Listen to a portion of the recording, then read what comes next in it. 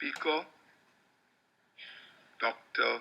Sandeep Kishore, resident at Yale School of Medicine, physician at Yale School of Professionals Chronic Disease Network, a global network of over 2,000 young professionals from 130 countries committed to the equitable prevention and treatment of NCDs as a social justice issue. Dr. Kishore is the first Lancet awardee for community service. Dr. Kishore, the floor is yours. Thank you for the kind introduction, Mr. Chairman. Ladies and gentlemen, I am honored to be here as a physician, as a scientist, but most of all, as an advocate. I represent a social movement to tackle NCDs as the social justice issue of our generation. As part of your deliberations for the NCD response, I want to focus on two short and sweet points for the future of our health.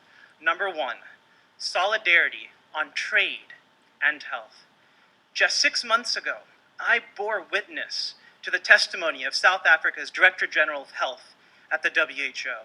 She testified powerfully, tearfully, that a US-based public relations firm enlisted by over 24 pharmaceutical companies was planning a subversive campaign to halt reforms to South Africa's intellectual property and trade policies.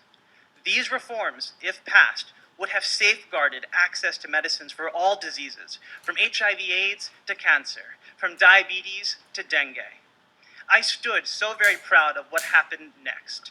The Director General of the WHO, Dr. Margaret Chan, and member states, including many of you, rose in solidarity with South Africa to speak out against undue corporate influence.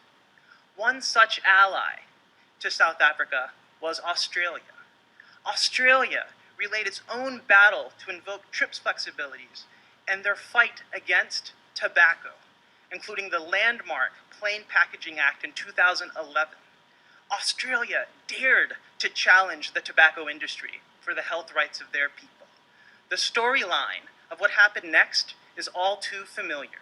3 major tobacco firms came together to fund a $9 million campaign to destroy Australia's efforts. Lawsuit after lawsuit ensued.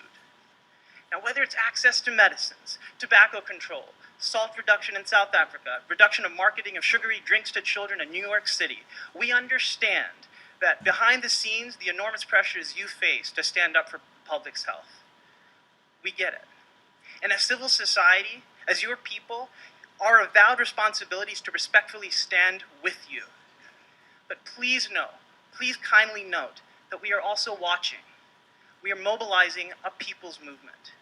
We will seek to kindly hold you accountable and transparent through initiatives such as Countdown 2025, building up the enormous success of Countdown 2015 for maternal and child health. And we humbly ask that you hold us, as public interest civil society, accountable to you. Second, money. Now, this might be taboo, but I am painfully aware that some member states in this austere hall today have called for no new resources for NCDs. And just yesterday, I spoke with a colleague from the private sector who is leading a charge on funding for NCDs. He asked pointedly to me, quote, "Where is the public sector investment in this?" Member states, we now ask, where are you on investment on NCDs? Can you please help?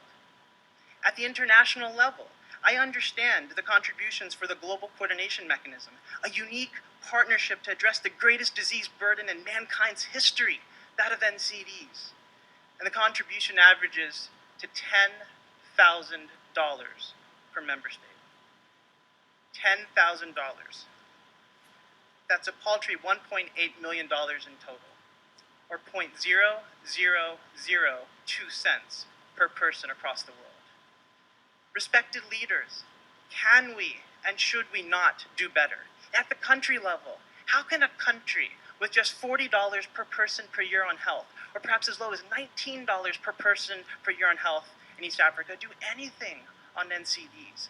We know that to have impacts on NCDs, we must be part of a broader agenda on health and human development post-2015. And while calls for increased financing go on, one concrete step is the development of NCD units at the country level, whose mandate is to institute action across clinical, public health, and regulatory domains. But our experience, our honest experience, is that these NCD units have not even scratched the surface of their true potential. One way to help these units actualize their potential, as Dr. Lardy just affirmed, is to invest in the most precious resource you have, human capital. From my work with the Young Professionals Chronic Disease Network, with members in over 130 countries, I can affirm that there are young nutritionists from Dhaka to Delhi, lawyers from London to Lagos, and physicians from Nairobi to New York, and people living with NCDs who are stepping up with passion, with training. But in our generation, we have little support, little mentorship, little technical guidance for what to do next. We don't have an outlet. This generation, my generation, has untold and untapped human capital to lead on NCDs, but we need guidance, and we need it now. To this end, what if the global coordination mechanism, the NCD partnership, could help address this gap at the country level? Imagine this. Imagine a fellowship for the future, an NCD core fund that is resourced modestly to equip and position 10 young emerging leaders from each of your member states to staff your NCD units in all countries by the year 2018. And I was inspired by the distinguished gentleman from Bangladesh who called for a global pool of resources to support this. Finally, I would like to take a step back to remind myself and this distinguished audience how we came to this moment. I would not be speaking here were it not for the transformative advocacy of people living with NCDs in the first instance. In 2011, when you met here for the first ever high-level meeting on NCDs, our collective peacefully assembled outside the UN headquarters in a demonstration for equity, action, and targets. One of the people standing with me was a close friend, Gloria Borges. At the tender age of 28, she was diagnosed with stage 4 colon cancer. After dozens of surgeries and over 40 rounds of chemotherapy, she summoned the strength to travel to New York City. She took the bullhorn at the rally that day, and this was her message to you on September 19th, 2011. Do something. Ladies and gentlemen, on January 5th of this year, Gloria Borges passed away. I dedicate this statement on behalf of civil society to her and to all the Gloria Borgeses around the world.